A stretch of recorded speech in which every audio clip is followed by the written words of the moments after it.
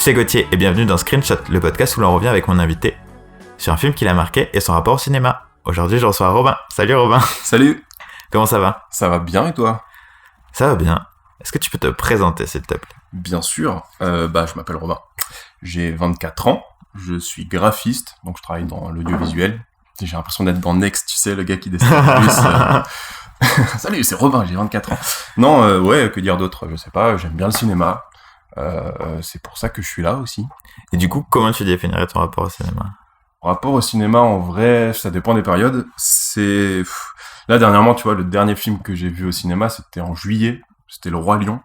Et j'y suis allé purement d'un point de vue technique, parce que les live action, ça me saoule un peu, reprendre des films juste pour que ça soit en image réelle. Bon, c'est super cool, parce que vu comme j'aime bien les effets spéciaux, clairement, j'adore ce genre de film. Mais sinon, je consomme assez rarement de cinéma, ou alors 1 à 2 fois par mois. Mais en gros, en fait, ce que je recherche le plus, c'est surtout un côté divertissement dans le cinéma. En tout cas, le cinéma en salle. C'est-à-dire, chez moi, je vais regarder plusieurs types de films, clairement. Mais vu comme j'ai pas de carte illimitée ou tout ça, que je paye ma place, clairement, j'irai pas voir une vieille romance. Ok, non mais je comprends, et puis en plus la place de ciné ça coûte cher en vrai. Ouais, c'est vrai que ça coûte de plus en plus cher. Du coup, c'est quoi tes conditions idéales pour regarder un film ? Clairement, le ciné, hein, ça y a pas de doute, puisqu'un écran de 15 mètres avec du bon son. Enfin, ils ont sorti une salle qui s'appelle le Dolby Cinema. Donc c'est encore mieux, c'est un écran encore plus grand. C'est un son qui est encore mieux que l'Atmos. L'Atmos, c'est genre une sorte de... Je sais pas, il y a combien de canaux, mais là, c'est une sorte de sphère. Et les sièges sont au milieu de la sphère. Du coup, c'est une folie pure.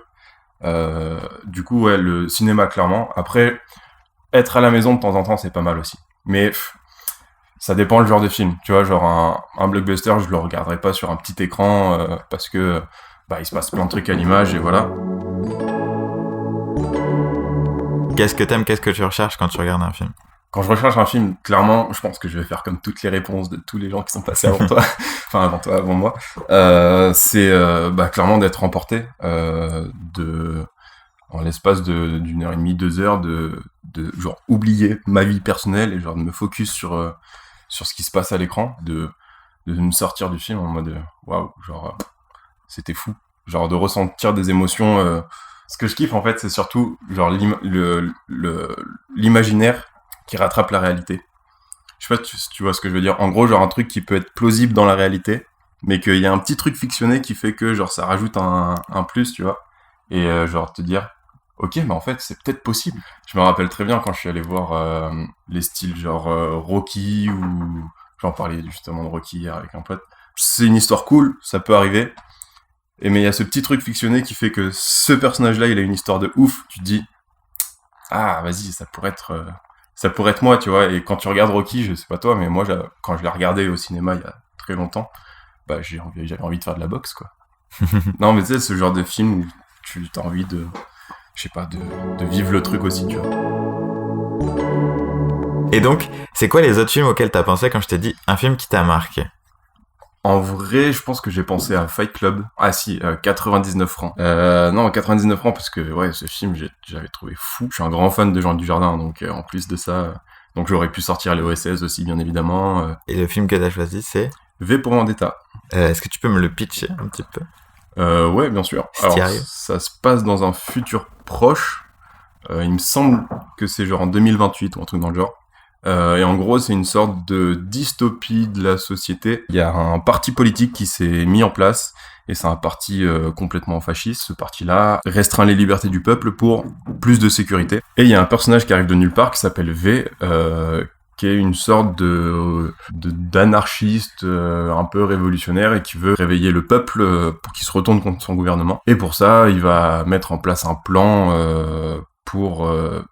son plan final pour faire sauter le gouvernement, exploser le Parlement anglais. Il va rencontrer une femme qui travaille dans la télé, et cette femme va avoir une petite importance parce que ça va lui jouer des tours en sa faveur et en sa défaveur pour son plan. Très bon résumé. J'avoue, j'ai triché, j'ai un peu lu celui de Wikipédia.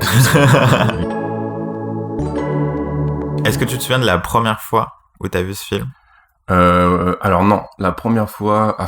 en fait, je sais plus trop, parce que je sais que c'est sûr je l'ai pas vu au cinéma, parce qu'il est sorti vers 2005-2006. Ouais, je dirais même Donc chose. j'avais 10 piges, donc clairement, j'allais pas voir ce genre de film au cinéma. Du coup, non, je crois que je l'ai vu quand j'étais au lycée. Je pense que je l'ai vu vers 15-16 ans, sur mon ordi, comme ça, après un téléchargement illégal. et, et du coup, voilà. Mais je l'ai vu sur mon ordi. Et qu'est-ce qui t'a tant marqué dans ce film? Ce qui m'a tant marqué, c'était le côté un peu complotiste du truc. Tu sais, la société un peu pourrie qui peut être renversée par le peuple. Et en fait, j'ai trouvé ça genre tellement vrai. En fait, le truc, c'est que dans ce film, il y a beaucoup de ressemblances avec l'Allemagne nazie. Et je trouve que c'est quelque chose qui marche vraiment. En plus, je crois qu'en la période où il est sorti, c'était une sorte un peu de période de crise pour un peu tous les États. Et genre, je me rappelle que ça avait eu pas mal d'impact. Et ouais, en fait, ce côté complot, genre... bon, allez, on se met tous ensemble et on va niquer le gouvernement, tu vois, je trouvais ça genre vraiment cool. Parce que, dans ma tête, c'était possible, quoi. Tu penses toujours que c'est possible de niquer le gouvernement tous ensemble? Écoute, ça Les fait gilets un an jaunes. que... Ouais, voilà. En vrai, c'est fou parce qu'il y a pas mal de... J'ai repensé, du coup, le mouvement Gilets jaunes qui ressemble clairement aux intentions du personnage de V. C'est, ouais, le gouvernement pour plus de sécurité. On va dire que ça peut être, en gros... par rapport aux attentats qu'on a connus et les trucs comme ça, on va un peu restreindre les libertés pour plus de sécurité. Bon, les gilets jaunes, je crois qu'à la base, c'est pas du tout une question de sécurité, hein, c'est une question de pouvoir d'achat et tout ça. Mais, Je crois que c'est parti d'augmentation du prix de l'essence. ouais, c'est parti de là. Et après, il y a eu plein de trucs. Oui. Bon, bref. Et plein de causes qui se sont ralliées parce que forcément, Ouais, clairement. on a des problèmes. C'est vrai. Mais du coup, c'est fou parce qu'il y a des scènes qui se passent dans le film qui se sont passées dans la réalité, quoi. Les scènes où, genre, le peuple commence à se dire, ouais, c'est vrai qu'on nous prend un peu pour des cons et que, on en a un peu marre de ce gouvernement, tu vois. Et il y a des scènes où, dans le film, ils se rassemblent, tu vois, et en face, ils savent plus quoi faire parce que, contenir la colère du peuple, c'est quand même quelque chose. Enfin, ils sont pas quand même de plusieurs millions de personnes. La seule solution, c'est de sortir l'armée, la police, des trucs comme ça, et dans le film, ça se passe comme ça aussi, tu vois, donc c'est ça que j'ai trouvé genre super intéressant, parce que c'est un film, je pense, qui peut être complètement intemporel, parce que, justement, c'est comme ça que ça marche, tu vois, je pense. Je suis pas du tout anarchiste, hein, mais je pense que, genre, ouais, si vraiment le peuple, il se disait un peu comme l'ont fait les Gilets jaunes, regarde, ça a été la merde quelques samedis... il y a un an de ça, hein, et au final... Mais ça reprend. Hein. Et ça reprend, ouais. Mais il y a un an de ça, c'était les Champs-Élysées, c'était la guerre, tu vois. Genre. Et du coup, clairement, ouais, ce film, il retranscrit bien ce qui peut se passer, quoi, clairement. Et du coup, en parlant de ça aussi, c'est de cet esprit de révolution, tout ça. Alors, je sais pas si ça vient d'avant, si ça vient d'après, si ça vient de la BD, mais du coup, le masque du... Je sais plus le nom du personnage. Guy Fawkes. Ouais, de Guy Fawkes. Ouais. C'est devenu aussi le masque des Anonymous. Ouais. Mais c'est fou parce que, ouais, je l'ai pas expliqué, mais ce personnage de V, il prend pour grand exemple donc l'histoire de Guy Fawkes et la conspiration des poudres. T'as Guy Fawkes qui a voulu faire sauter le gouvernement et qui s'est fait attraper. Donc il a été pendu pour ça. Mais le fait d'avoir eu l'idée, parce qu'il en avait marre du gouvernement, c'est une idée qui est restée, et du coup, en 2028, ce fameux personnage de V, il reprend son idée en disant, il avait raison, et en effet, il porte son masque tout au long du film, donc on voit absolument jamais la tête du Hugo Weaving, du coup. Donc c'est ça qui est fou, c'est parce qu'on arrive à avoir des émotions par rapport à ce personnage alors qu'on voit jamais son visage. On voit juste un masque de Guy Fawkes, et c'est assez fort, et c'est vrai que ce masque-là, dans la vraie vie, il y a eu, comme tu disais, les Anonymous qui l'ont repris parce que justement c'était une cause, rester anonyme et se battre, être à plusieurs pour se battre contre des trucs. Mais ouais, c'est fou de voir, même encore aujourd'hui dans des manifestations, il y a des gars qui portent des masques de Guy Fawkes. Mais ouais, ce film a clairement... c'est un peu comme, tu sais, La Casa de Papel qui a démocratisé le masque de Dali. Oui. Mais clairement, ce film a démocratisé le masque de Guy Fawkes, et c'est fou parce que avant, alors j'ai pas trop de souvenirs parce que j'étais jeune, mais ça se passe le 5 novembre quand Guy Fawkes a voulu faire exploser le Parlement. Et dans le film aussi, ça se passe le 5 novembre. Et du coup, je me rappelle pas d'avoir connu cette sorte de commémoration du 5 novembre aux États-Unis. Et aujourd'hui, genre maintenant, je sais que tous les 5 novembre, j'en entends parler qu'il y a des commémorations de Guy Fawkes, de tout ça, tu vois. Donc peut-être c'est parce que j'ai grandi et que je récupère un peu plus d'infos à droite à gauche, mais... Mais il y a ce truc-là de quand on commence à te parler de quelque chose, tu commences à le voir Ouais, partout. c'est vrai, complètement. Non, c'est vrai. En l'ayant revu maintenant, est-ce que tu le trouves toujours aussi marquant?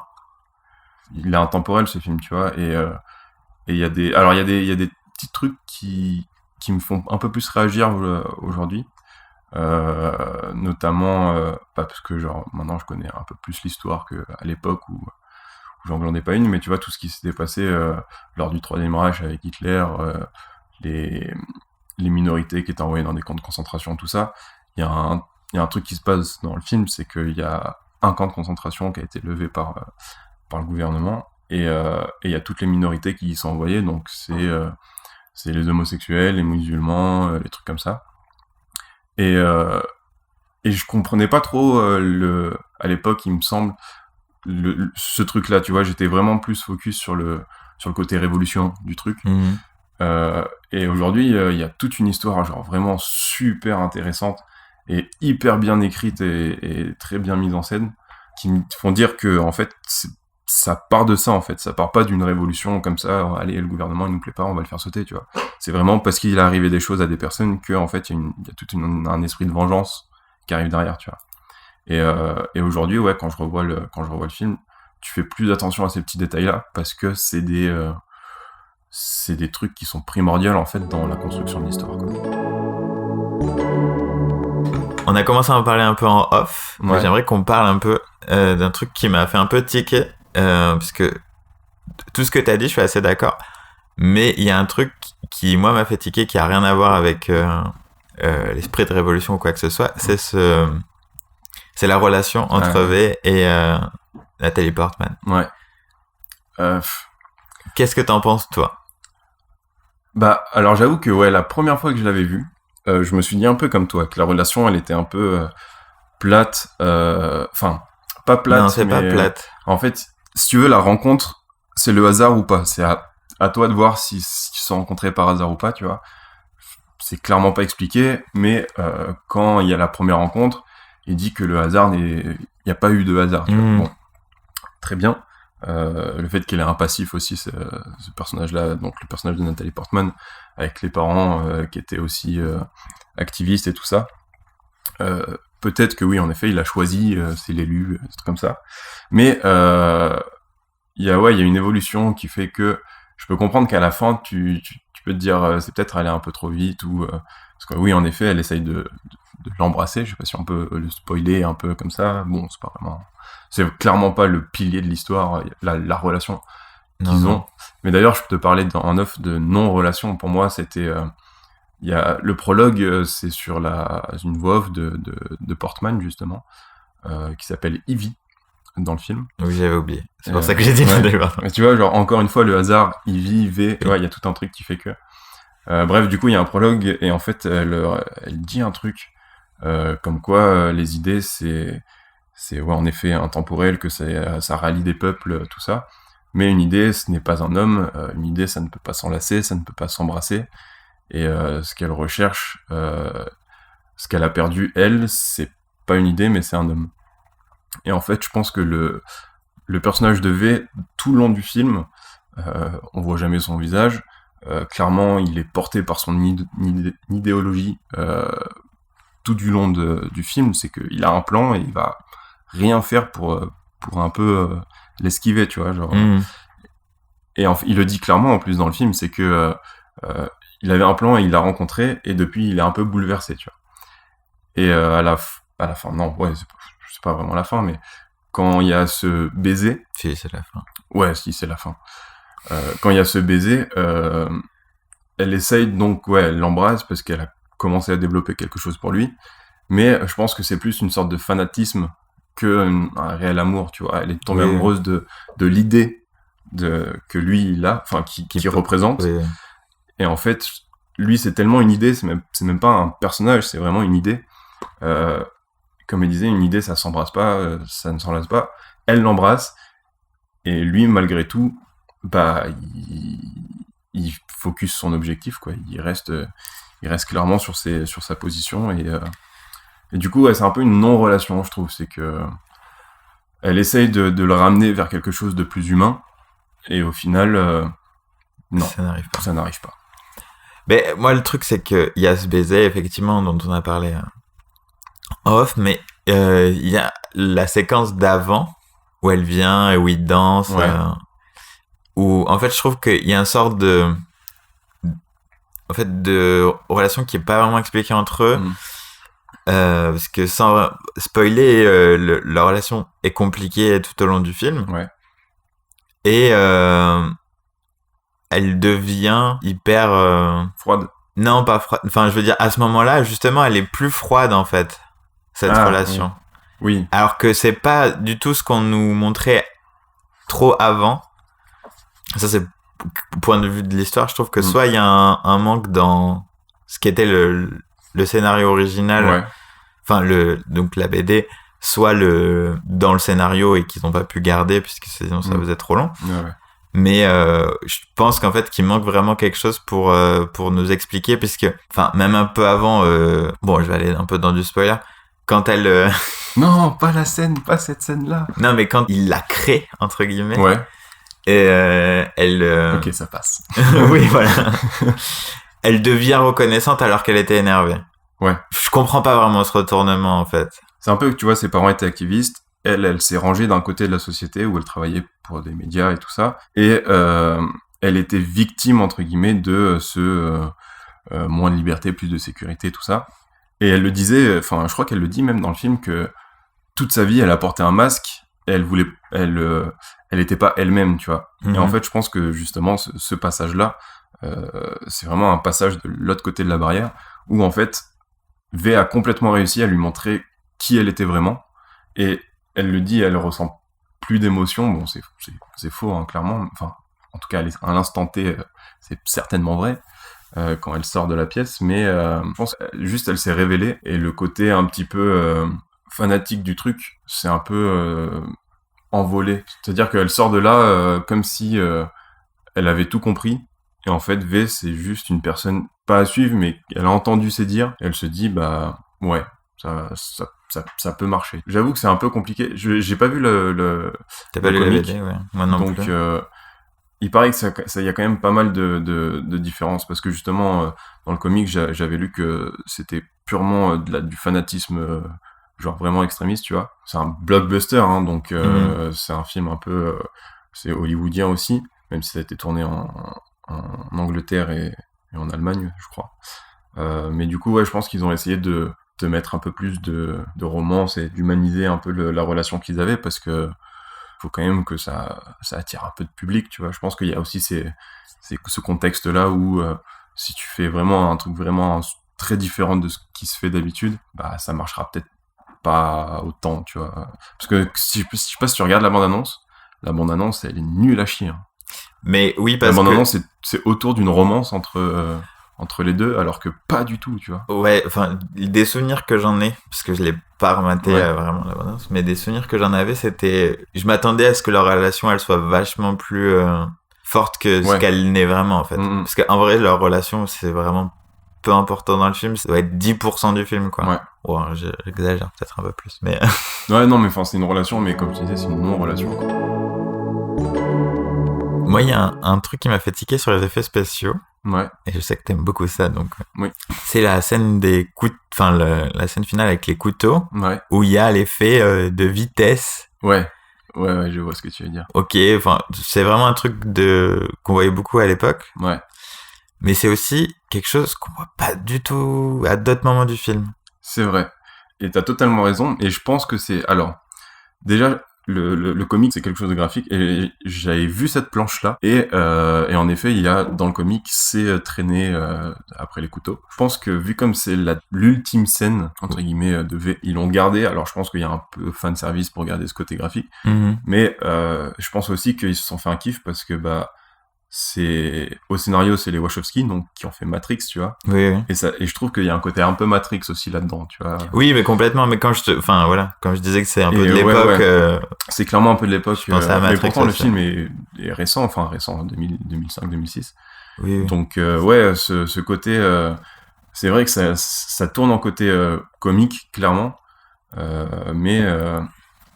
Mais moi, il m'a pas dérangé. Tu vois, c'est comme le sang qui gicle un peu à droite à gauche, ça fait très Tarantino, alors que euh, c'est genre exagéré. Moi, j'ai trouvé ça exagéré, le sang qui gicle Ouais. le décor comme Je ça. pense que ça m'a moins rappelé Tarantino. Non, mais enfin, je dis Tarantino, Tarantino, c'est vraiment l'extrême. Mais, Oui, oui, parce que c'est beaucoup mais tu plus. vois, genre, ils sont dans un endroit sombre et le rouge, il est bien rouge. Je vois ce que tu veux dire. C'est quasiment tout au ralenti. Il y a ces traînées de couteaux. Donc ouais, il y a vraiment, je pense que c'est, je sais pas pourquoi, d'ailleurs, c'est que cette scène-là qui a l'aspect comique du truc. Mais Après, c'est parce qu'il y a pas tant de bastons. non, c'est vrai. Et en plus, je trouve que C'est la les seule scènes de baston, vrai baston, en ouais, fait. c'est vrai. Et puis les scènes de baston sont pas non plus super. Je trouve que bon, c'est chorégraphié, mais c'est un peu mou. Tu vois, c'est contrairement à ce qu'on a pu voir dans Matrix où les scènes de baston elles sont juste folles. Là, c'est vrai que bon, j'ai trouvé que c'était un peu. Ouais, après, il y en a pas beaucoup. Hein. Il y en a au tout début à la rencontre et à la toute fin. Ouais, je crois qu'il n'y en a pas d'autres. Et en plus, c'est pas c'est un effet spécial bon qui est là-dessus, mais c'est pas des gros effets spéciaux. Tu Non, vois, non, non. quand tu vois le film, les explosions, tu vois, c'est des maquettes. Et on va pas dire que ça se voit, mais tu ressens un petit peu le côté du truc, quoi. Mais ouais. Non, mais en fait, c'était vraiment ça m'a marqué dans le sens où c'est vraiment une esthétique qu'on n'avait pas trop, enfin, Ouais, qu'on n'a vrai. pas vu dans le film et que je trouve qu'il dénotait un peu avec le reste du film. Enfin, pas complètement, ça reste cohérent, mais j'avoue que j'étais là, ok. Je remarque que c'est Ouais, bien un sûr. peu différent.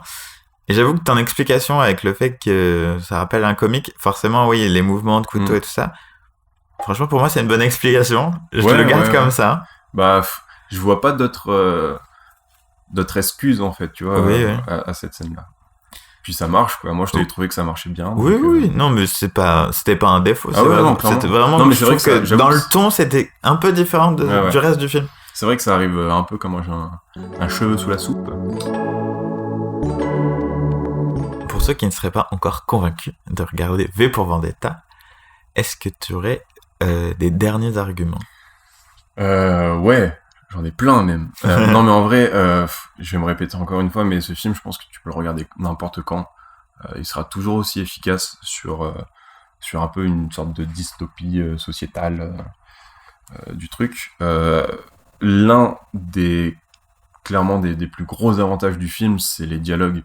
Je trouve qu'il y a un côté tellement littéraire dans les dialogues, notamment dans le personnage de V, où tout ce qui sort de sa bouche, c'est tellement bien écrit, c'est incroyable.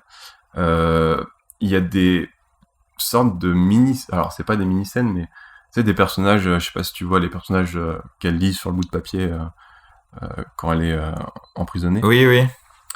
Si, mais oui, je vois très bien. Ouais, bah il y a des personnages qui sont hyper intéressants, et des scènes qui sont super intéressantes de ce point de vue-là. La BO, je trouve que la BO elle est parfaite. Les jeux d'acteurs sont juste fous. Je comprends qu'on peut ne pas aimer ce côté un peu conspiration, un peu facile de la société, le gouvernement qui est oppressant. Donc du coup, on va suivre une idéologie un peu anarchiste et renverser le gouvernement. Je peux comprendre que ça refroidisse un peu des gens, mais en fait c'est tellement bien tourné et puis c'est tellement fictionné parce que ça va un peu loin, tu vois, dans les délires. Parce que bien sûr. ça parle c'est du terrorisme, mais c'est un peu du terrorisme sympathique, tu vois, ce qui fait la personne de V. Mais non, ouais, les gens qui n'ont pas vu ce film, franchement, si vous voulez passer, je crois qu'il dure 2 heures, si vous voulez passer 2 heures à juste être un peu, ça donne un peu d'espoir, je trouve, ce film, tu vois. Il y a un truc qui va mal, bah si tu crois en tes convictions ou des trucs comme ça, tu arriveras toujours à trouver une solution et des personnes qui auront les mêmes convictions que toi. Tu vois, c'est un peu un film assez pas communautaire, mais qui regroupe des personnes qui ont un objectif commun, et je trouve ça assez puissant comme message. pour conclure, est-ce que tu pourrais me parler de films que t'as vu récemment et que t'as bien aimé? Ouais, je pourrais. Et je ne le ferai pas. Non, en vrai, alors comme je te disais, la dernière fois que je suis allé au cinéma, c'était Le Roi Lion. Donc, je vais pas parler du Roi Lion parce que tout le monde le connaît et que, hormis les petites scénettes qu'ils ont rajoutées, bon, ça reste Le Roi Lion, quoi. C'est du copier-coller, hein. Même si d'un point de vue visuel, c'est fou, parce que le film est à 100% fait sur ordinateur, sauf un plan qui a été dissimulé par le réal, je crois, pour voir si les gens allaient faire la différence. Et les gens ont tellement rien vu qu'il a dû le mettre sur Twitter en disant en fait, le premier plan du film, c'est un vrai plan. Et là, tout le monde était là en mode ah d'accord, ah bon, ah ben on n'a pas fait la différence. Donc bon, bien joué, tu vois. Mais sinon, les derniers films que j'ai vus au ciné... Pas forcément au ciné, hein, des films que t'as ouais, vu. des films que j'ai vus. Alors putain, genre, mauvais exemple, j'ai vu Encore Man 2 il y a pas longtemps, dimanche sur Netflix. Et t'as pas aimé? Ah si, j'ai adoré parce que c'est tellement stupide. J'adore ce film. Je connaissais pas du tout. J'ai pas vu le 1 du coup. Mais bon, j'ai compris sans problème le 2. Hein. Ouais. Mais le film est tellement... En fait, ce qui m'a fait kiffer, c'est genre le monde dans lequel ils sont. Bah, c'est notre monde, hein, complètement normal. Et eux sont tellement teubés. Oh, mon Dieu, il y a des scènes, j'étais mort de rire. Mais moi, je pense il y a une scène auquel je repense souvent qui me fait mourir de rire. C'est la scène de l'enterrement au début. Oui, clairement. Et vraiment, ça me fait mourir de rire. Mais non, c'est toi. Oh, je suis vivant. Non, mais ouais, c'est incroyable. Franchement, des grosses barres. Sinon, dernièrement, j'ai regardé Elite, qui est sympathique. C'est pas la série de l'année, mais c'est sympa. C'est un mélange de quoi? C'est un mélange de 13 Reasons Why. Et j'ai pas d'autres. Enfin, ouais, c'est une sorte de meurtre qui se passe. C'est un peu teen qui se passe dans un lycée. Je dirais Riverdale. Riverdale, ouais, je sais pas, j'ai pas vu. Ben, en fait, l'intrigue de la première saison, c'est qu'il y a un jeune qui est mort et qu'ils essayent de trouver qui l'a tué avec... tout le monde a des secrets. Mais c'est totalement Élite, mais en espagnol, du coup. Oui, voilà. Je sais pas, j'ai pas vu, mais ouais, si tu le dis. Bon, c'est sympa, j'aime bien cette série. En film, si, j'ai revu dernièrement. Je pense que c'est la 3 ou 4e fois que j'ai vu ce film. C'est Ready Player One. Ah oui. Je le trouve incroyable. Incroyable. Il est très simple sur le scénario, parce que bah, c'est du Spielberg. Hein. Moi, je trouve que Spielberg, tout le monde adore ce qu'il fait. Moi, je le trouve assez simple. Tu vois, pour te dire, je crois que je te l'avais déjà dit, mon film préféré de Spielberg, c'est Terminal. Donc rien à voir avec ce qu'il fait d'habitude. Jurassic Park. Il fait un peu tout Spielberg, c'est ça? Il fait un peu tout, mais tu vois, Jurassic Park, bon, j'ai pas tant kiffé que ça. E.T. Non plus. Son dernier, Le Pont des Espions, enfin son avant-dernier du coup, avec Tom Hanks. Bon, il a tenté le polar, tu vois. Son avant-dernier? Ouais, c'est lui qui a fait Le Pont des Espions, non? Je sais. Ah non, c'est peut-être Zemeckis. Non, je crois que c'est parce Spielberg. que du coup Spielberg il a fait Pentagon Papers et Ready Player One qui sont sortis la même année. C'est vrai. Non, j'ai pas vu Pentagon Papers. Ouais, moi non plus. Mais Ready Player One, il est incroyable. Hein. Vraiment, je l'ai trouvé incroyable. D'un point de vue technique et imaginaire, clairement, parce que c'est clairement des refs à la pop culture et aux jeux vidéo, et c'est clairement un truc qui me parle, parce que bah, je joue pas mal aux jeux vidéo et je regarde plein de trucs différents qui concernent la pop culture. Mmh. Et ce mélange-là, je l'ai trouvé incroyable. Merci Robin d'avoir été mon invité. Ben avec plaisir. On se retrouve la semaine prochaine pour un nouvel épisode de Screenshot. Ciao. Merci d'avoir écouté cet épisode jusqu'au bout. J'espère qu'il vous aura plu. Si c'est le cas, vous pouvez vous abonner sur YouTube, Deezer, Spotify, Apple Podcast ou tout autre rapide podcast. N'hésitez pas non plus à mettre un j'aime ou 5 étoiles et un commentaire sympathique. Merci, à la semaine prochaine. Ciao.